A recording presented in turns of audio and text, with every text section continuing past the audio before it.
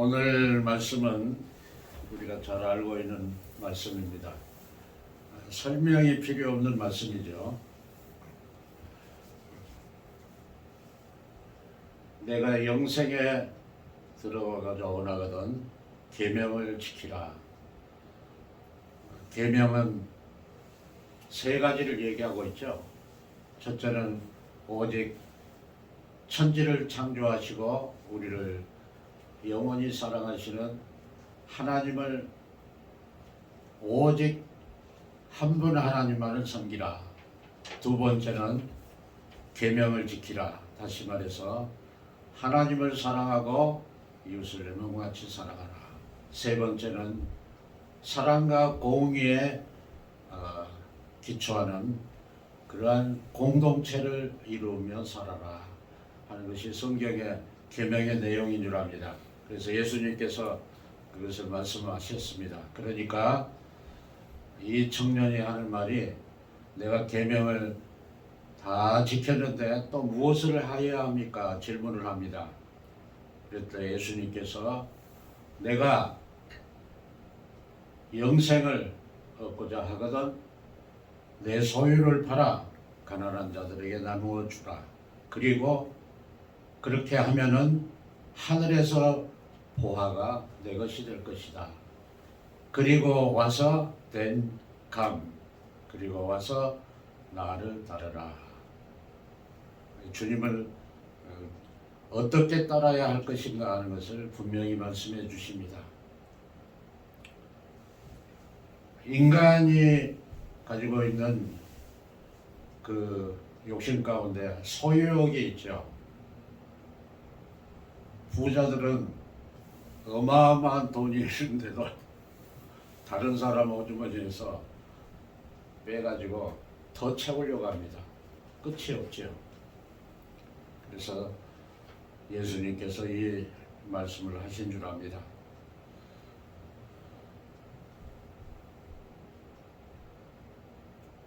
기독교가 이제 공인이 되었죠.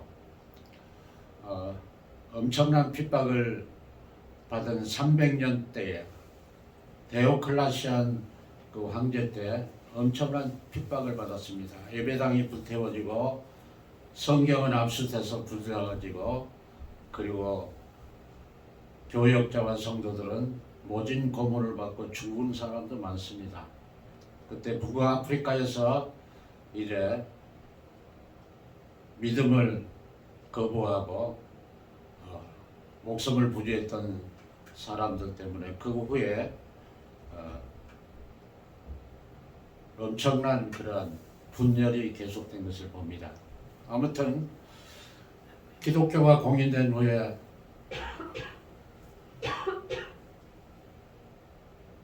로마 황제 콘스탄티누스가 313년 밀라노 칙령을 통해서 이제 기독교가 공인된 그러한 종교로 인정을 받습니다. 그렇다고 해서 다른 신을 섬기는 것을 막은 것은 아니죠. 왜냐하면은 로마 천년, 로마를 정신적으로 그리고 법적으로 지배했던 것은 로마의 신입니다.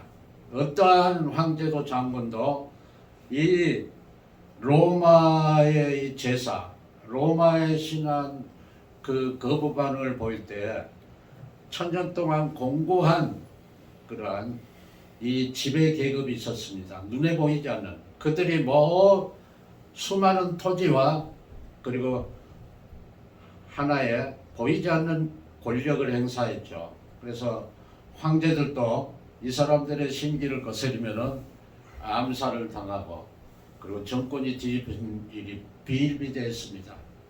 그리고 이 후에도 밀라노 칙령 이후에도 크리스찬 황제들이 2명이 또 쿠데타로 목숨을 잃게 됩니다. 그러한 견고한 이런 로마의 하나의 문화라고 볼 수 있죠.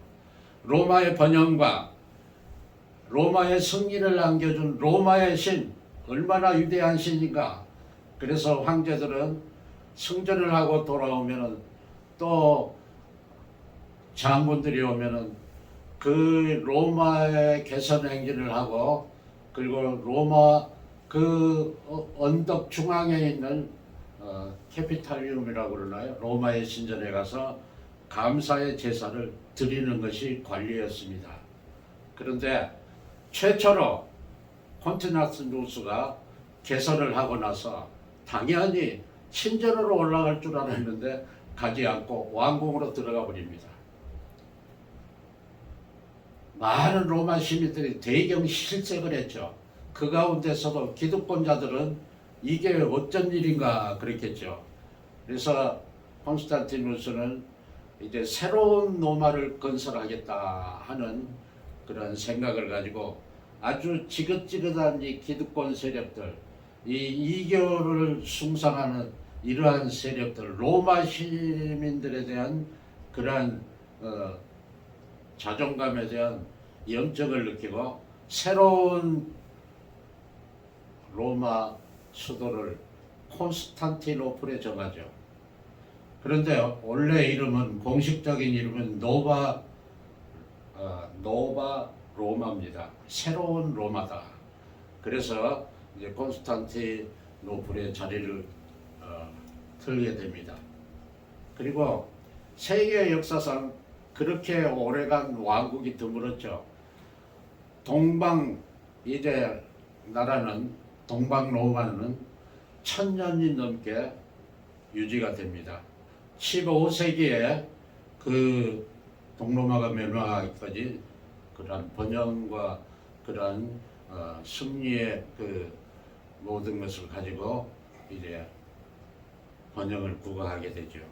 그때 저는 이러한 로마에서 로마의 이 문명을 이 기독교 문명을 뿌리채부터 힘있게 받들어 가지고 이것이 불과 1세기 만에 약 60, 70년 만에 이것이 완전히 로마의 문명이 되게 한 그러한 그리스도를 사랑한 사람들의 이야기를 잠깐 드리고자 합니다.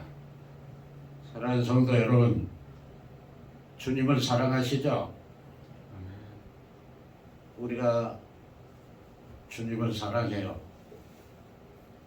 여러분들이 또 나 새벽 기도에 엎드렸을 때 그런 기도를 드려봤습니다. 베드로를 향해서 부활하신 주님이 3번이나 자기를 모른다고 부인했던 베드로를 향해서 3번 물으시죠. 네가 나를 사랑하느냐? 3번 물으셨어요. 주님이 몰라서 베드로에게 물었겠어요? 베드로는 나중에 이와 같이 대답을 하죠. 주여, 내가 주님을 사랑하신 줄 주님이 아시나이다. 주님을 사랑한다고 고백했습니다. 그런데 이때 로마가 이제 공인된 이때에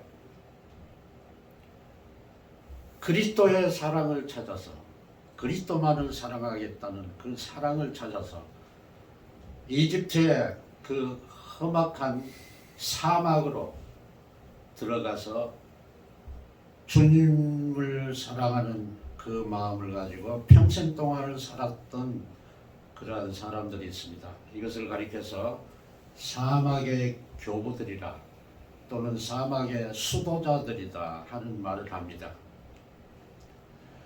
세상의 많은 사람들은 이 부와 성공을 염원하죠. 그것을 추구합니다. 죽을 때까지. 그런데 이 사람들은 이 부와 번영이 그리스도를 사랑하는데 이것을 막는 독극물로 보았습니다. 또 하나 결혼과 가정이라는 인류 보편적인 이 생각을 이 사람들은 대수롭게 생각했습니다. 그래서 사막에 들어가서 주님을 이제 사랑하는 그러한 이야기입니다. 270년경에 이야기는 이때 시작을 합니다. 이집트 어느 시골 마을에 안토니오스라는 20세 가까이 되는 얼굴이 까만잡잡한 청년이 교회 예배당에 들어섭니다. 이때 그 당시에는 성경이 귀한 때니까 예배당에서 성경 독경자가 코텍스를 펴놓고 성경을 읽는데 바로 오늘 말씀입니다. 내가 영생에 들어가기를 원한다면, 그리고 하늘의 보화를 얻기를 원한다면 내 소유를 팔아 가난한 자들에게 주고 그리고 와서 나를 따르라. 그 말씀이 그가 자리에 채 앉기도 전에 비수처럼 그 청년의 가슴에 꽂힌 거예요. 그런데 이 청년은 얼마 전에 돌아가신 부모님으로부터 제대로 그 물려받았던 땅 25,000평의 그 기름진 땅을 토지대장에 이제 기록을 하고 뭔가 고민을 하고 있었던 데입니다. 내가 이 재산을 받아도 되나, 뭐 여러 가지 생각을 했겠죠. 그런데 그리고 한편으로 흐뭇한 생각을 가지고 있었겠죠. 이 주님의 말씀, 그리고 와서 나를 따르라 하시는 그 말씀을 듣고 마음의 결정을 합니다. 쉬운 결정은 아니었겠죠. 그러나 그 자리에서 주님, 내가 주님을 사랑합니다. 말씀대로 하겠습니다. 하고 그 땅을 팔고 자기의 모든 소유를 동네 사람들에게 다 나누어 주고 그리고 마을 어귀에서 생활을 하죠. 오고 가는 사람들의 그 발걸음 소리, 말소리 이런 것을 들으면서 그의 생각에 20년을 이제 지났는데 아무래도 주님을 섬기고 하자는 내 마음에 이게 방해가 되는구나 하고는 바로 나일강 건너편에 키르키스라는 그러한 산에 로마 그 군인들이 세워놨던 옛 진지가 이제는 텅 비어 있는 채로 있었습니다. 바로 그 산악부족인 블루미 족속인가요? 블루미 그 족속들의 양탄을 방지하기 위해서 세워놨던 요새인데 비었습니다. 그런데 그 요새에 들어가기 전에 어떤 일이 있었냐면 마을에 있을 때 이렇게 불편하니까 그가 찾아간 것은 마을 밖에 있는 공동묘지에 빈 묘지에 자리를 잡았습니다. 거기서 수많은 영적 체험을 했죠. 마귀들이 환상이 아니라 형체를 가지고 나타나서 이제 안티오코스를 이렇게 유혹을 하고 그러는 것을 수많은 영적 체험들을 한 후였어요. 그래서 그의 마음에는 이제는 좀 더 내가 주님과 깊은 관계에 들어가야 되겠다 생각을 하고는 그때까지 어떤 사람도 생각하지 못했던 절대 고독 속으로 들어가서 주님과 교제하겠다. 주님만을 사랑했던 마음으로 키르키스 산의 요새 그 진영에 들어간 것입니다. 그래서 거기에서 기도하면서 이렇게 지나는 가운데 수많은 사람들이 그에게 찾아와서 권면을 받고 그리고 이제 그를 따르기로 작정한 사람들이 생겨납니다. 그런데 이제 굉장히 유명해지니까 이래서는 안 되겠다 생각하고 3일을 걸어가야 되는 그 사막에 3일을 걸어가면 상당히 가야 되잖아요. 거기에 쿰줌이라는 오아시스에서 새로운 거처를 이제 정합니다. 그리고 그가 356년 105세의 일기로 세상을 떠납니다. 그런데 그가 거기서 생활했던 그 키르기스산에서부터는 6개월에 한 번씩 친구들이 마른 빵을 가지고 와서 이 안토니오스에게 주지요. 그걸로 생명을 연장해 갑니다. 그러다가 이제 안티오코스가 105세의 일기로 세상을 떠날 때 그에게는 많은 이제 제자들이 생겼죠. 그 중에 유명한 두 제자가 있습니다. 그 하나는 마눈인가요? 마눈이라는 칼리아 사막에 그 공동체를 세웠던 마눈과 또 하나는 마키오로스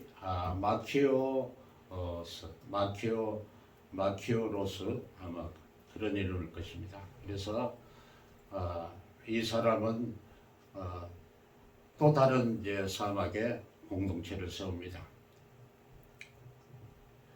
그래서 이 안티오니오스의 주님만을 오직 절대적으로 사랑하고 주님만을 위해서 나의 일생을 주님만 바라보며 살겠다는 이 운동이, 이 열망을 가진 사람들의 이 사랑 운동이, 이 사랑의 불꽃이 들불처럼 번져가지고 그 로마가 이제 기독교화 되면서 엄청난 영향을 미칩니다. 그래서 무엇이 생기겠습니까? 병원이 생기고 고아원이 생기고 그리고 이제 뭐가 생기냐면은 빈민 구제소가 생깁니다. 그래서 여행하는 사람들도 다 돌볼 수 있도록 이렇게 이 사람들이 이제 이 운동을 일으키게 되죠. 그래서 이제 로마의 그 성직자들이 그때는 신학교가 없는 때였잖아요. 그래서 로마의 성직자들을 이 그 기도원, 수도원 출신들의 이 그 수도자들이 감독직을 맡게 됩니다. 여러 가지 이제 기존 감독들과 마찰도 있었지만은 결국은 많은 사람들이 그 주교단에서 이제 행정적으로는 뽑지만 주민들이 이 사람은 정말 주님을 사랑하고 순결한 영혼을 가졌습니다 하고 추천을 해가지고 감독으로 세웠어요. 감독을 세우고 드디어 392년이라고 생각됩니다. 이때에 동방교황이, 로마의 교황이 법으로 정합니다. 누구든지 감독직을 받으려면 수도원 출신을 받아들이라, 이렇게 법령을 절하죠. 자, 제가 이제 지금까지 무엇을 말씀하시면 알겠죠. 그래서 이제 이와 같은 이제 일이 일어나는데 이것이 어떠한 교역자들, 감독들의 운동이 아닙니다. 전부 평신도들이었어요. 대단하죠.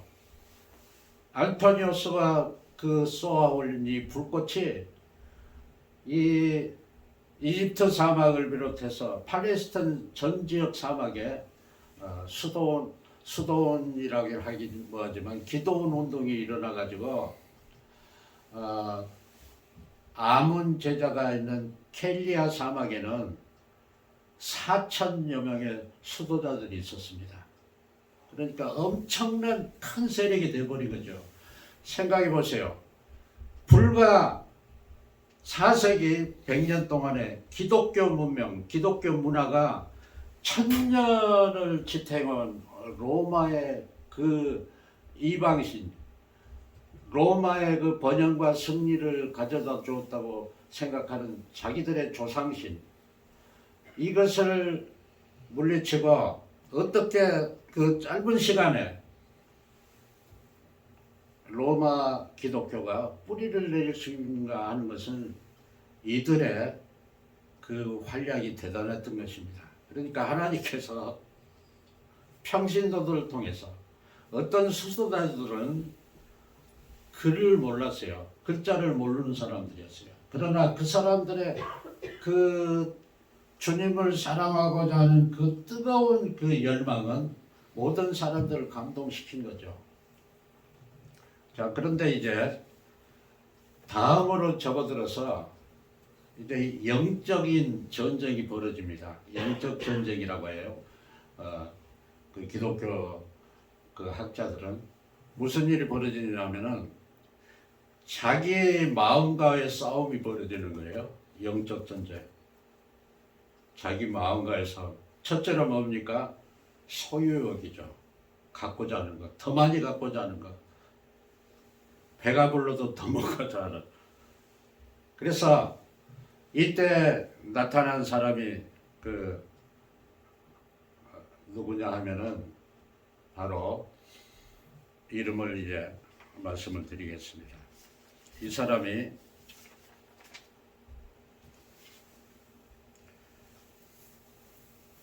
에바그리오스입니다.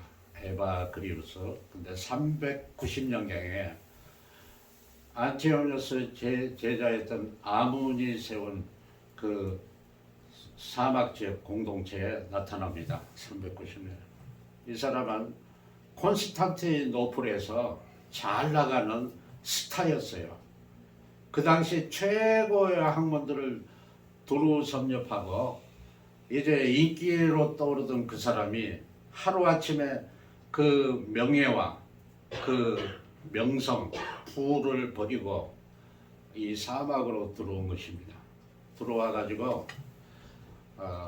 지나는데 하루는 먼 폰티스, 성경에서는 본도라고 그러죠. 본도에서 동생이 편지가 왔습니다. 형님 잘 계십니까? 아버지께서 돌아가시면서 형님에게 올리브 밭을 포함해서 재산을 상속하셨습니다. 그렇게 편지가 왔어요. 답장을 뭐라고 했겠습니까? 평생에 나를 사랑해 주시고 나를 보살펴 주신 아버님의 그 은혜를 생각하며 또 마지막에 나를 잊지 않고 상속까지 해주신 이 은혜를 내가 어찌 잊겠는가. 나는 울면서 동생에게 편지를 쓰네 하면서 나는 이미 그리스도를 섬기기로 작정하고 사막에 들어온 후로 나는 모든 것을 소유한 것을 포기하기로 작정을 했네. 그러니까 나를 잊어버리고 그 유산 상속은 포기했다는 것을 알게 이렇게 답장을 했다고 합니다. 그런데 이 학자는 주님을 생각할 때마다 나를 사랑해서 십자가에서 돌아가신 주님을 생각할 때마다 눈물이 흘렀다고 해요. 그래서 한없이 눈물을 흘렸기 때문에 여기 앞가슴에 수건을 이렇게 차고 있었다고 하죠. 그래서 눈물을 닦고 사람들이 그것을 보고 이제 또 감당하는 사람도 많았다고 합니다. 자, 주님을 따르려고 하면은 재산, 유산을 포기하는 것, 토지를 포기하는 것이 불문율이었습니다. 안토니오스를 따라서 누구든지 수도자가 되가 하는 사람들은 이것을 포기한 것이죠. 그래서 그 당시에 그 출세라기보다는 이 토지를 가진다는 것은 부와 어떠한 그 인간의 권력이라 할까요? 이런 것들을 이제 증가시킬 수 있는 하나의 도구였죠. 그 당시는 농경 사회였기 때문에 그래서 그것이 불균율이었습니다. 그래서 그러한 예들이 많이 나오죠. 나중에는 유명한 어떤 학자도 그 거대한 농지를 팔아가지고 다 흉년 때 가난한 사람들에게 논아주고 그 길을 갔던 것을 말해주고 있습니다. 두 번째, 무슨 마음의 전쟁이냐면 지식 욕과의 지식에 대한 욕심에 대한 전쟁이었어요. 소유욕을 버렸다고 할지라도 내가 많이 알고 많이 공부하고 이 지식을 성경 지식을 어떤 영적 체험을 많이 하고 있는데 나는 당신에게 가르치고 싶어. 당신 내 말에 따라야 되잖아 하는 그러한 욕심들이 있었어요. 그렇지 않아요? 그래서 그 당시에 수도자들은 묻지 않으면 대답하지 않았어요. 가르치려고 하지 않았단 말이에요. 가르치려고 하는 것, 이것은 마귀와의 영적 전쟁에서 자기가 가지고 있는 그 교만함을 그 마귀의 도구가 되는 거죠. 그래서 지식욕에 대한 것도 이제 삼가를 한 거죠. 지식에 대해서도. 세 번째는 뭐냐면은 지배욕의 전쟁이었어요. 자기가 뭘 알잖아요. 다 포기했어도 저 사람은 좀 나한테 뭔가 내 말을 따라야 돼. 내가 저 사람을 지배하고 싶어. 인간의 그 마지막 본성 중에 하나 아닙니까? 그래서 지배하고자 하는, 그래서 지배하고자 하는데 말도 잘해야 되겠죠. 그리고 그 사람을 감언이설로 이제 이끌 수도 있는데 그렇게 되니까 뭐가 생깁니까? 마귀가 틈타는 거죠. 자기 말을 듣지 않으면 뭐가 생기겠어요? 화가 나는 거예요. 화가. 아니 이러이러한 것으로 볼 때 내 말을 따라야 되고 나를 따라와야 되는데 그게 아니면 화가 난다는 거예요. 그래서 이 화는 마귀가 노리는 가장 강력한 무기 중에 하나인 것입니다. 그래서 신앙생활할 때 상대방에게 기도생활할 때 상대방에게 화를 낸다는 것, 저 사람이 내 말을 듣지 않고 따르지 않는다고 한 것에 대한 불만, 이러한 것들은 마귀의 도구가 된다는 것이죠. 세 가지 것을 말씀드렸습니다. 마음과의 전쟁은 첫째 소유욕, 두 번째 지식욕, 세 번째는 지배욕, 이 세 가지입니다. 그리고 또 하나 마지막 게 있는데 바로 뭐냐면은 자기 육체와의 전쟁이에요. 자기 육체와의 전쟁. 우리는 육체를 통해서 영원한 영생에 이르지요. 육체가 없는 인간은 생각해 볼 수 없는 거예요.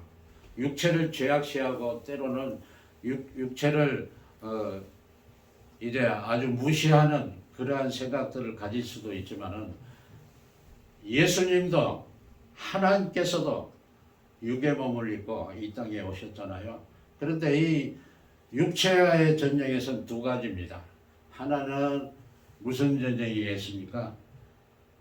먹고자 하는 이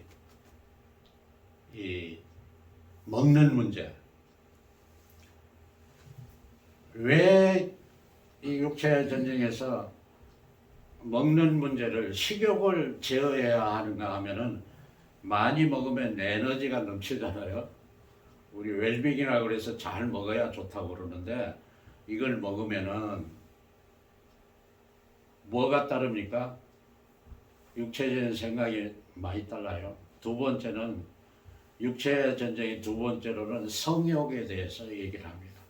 이 안토니오스가 쿰난 또 키르키스 산에서 기도할 때 밤에 기도하는데 마귀가 여자의 그 벗은 몸으로 나타나는 적도 있습니다. 그러니까 끊임없이 이런 영적 전투를 하기 때문에 이 수도자들은 하루에 한 끼밖에 먹지를 않았습니다.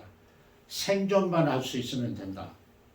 하나님께 기도만 할 수 있으면 된다. 해서 이 음식을 아주 절제를 했습니다. 그래서 이제 사막의 공동체가 생기니까 따로따로 가서 기도를 하지만 주일날이면 한 곳으로 모였어요. 그래서 주일날은 두 끼를 먹었다고 그래요. 그리고 조금 맛있는 것을 먹고 이러면서 생활을 하게 됩니다. 결국 이 사람들의 이 그리스도의 사랑 운동이 이제 천년 로마의 그 모든 기득권들을 물리치고 마침내 로마의 그 기독교로 완성이 됩니다. 마침내 380년 데오도스 황제가 식서를 발표를 하죠. 데살로니가에서 황제가 되고 나서 콘스탄티노플로 가지 않고 데살로니가에서 칙서를 내리는데 뭐라고 하냐면은 이 데오도스 황제는 로마의 모든 시민들에게 말을 하겠다. 그런데 무슨 직서냐 하면은 위대하고 거룩한 사도 베드로께서 로마에 전해준 이 하나님의 이 복음, 즉 성부와 성령 성자가 한 하나님이시라는, 온전한 하나님이시라는 이 사실, 이제 전체는 줄거리를 다 할 수는 없고 거기서 요점이 뭐냐면 삼위일체 하나님에 대해서 부정을 하거나 왜곡을 하는 자는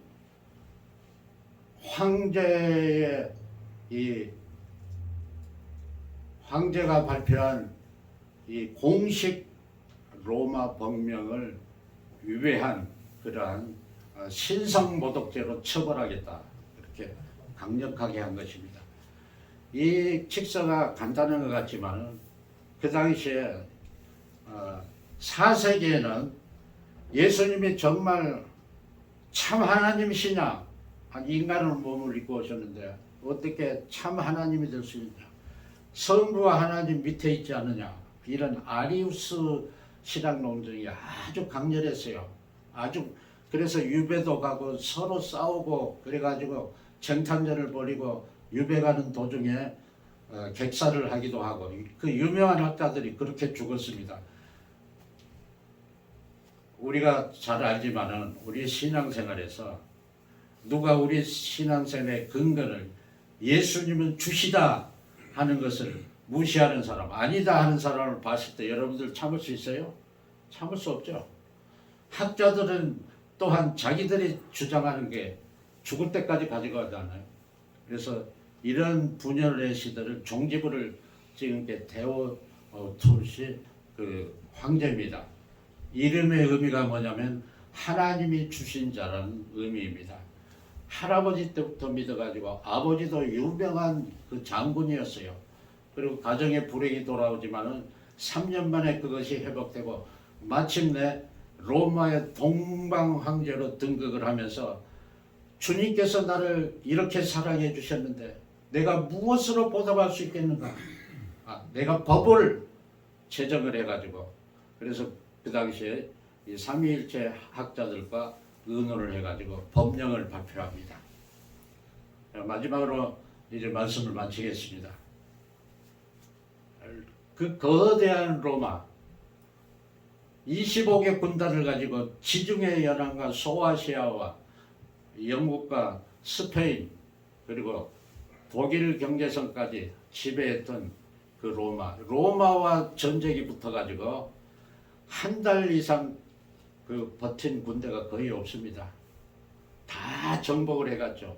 마지막에 예루살렘을 이제 함락시키고 이스라엘 사람들이 끝까지 항쟁한 데가 마사다 요새잖아요. 거기서 1년 이상을 버틸 때 로마군들이 토성을 쌓아가지고 그 높은 산까지 흙을 쌓아가지고 공격해서 결국은 저들이 다 순교를 하고 마는 것을 봅니다. 그리고 지중해 연안에 수개의 함대를 이제 운영을 해가지고 거기에 그 당시에 해상 교통을 어지럽히고 노략질을 하던 해적대를 모조리 수상해 버립니다. 그 대로마 제국, 그 당시에 만들었던 법이 오늘날도 유럽의 법에 못하죠. 그 당시 건축수를 보세요. 세웠던 그 수로들, 그 경기장들이 아직도 그냥 튼튼하게 있잖아요. 그러한 대로마 제국을 무엇이 무너뜨렸습니까?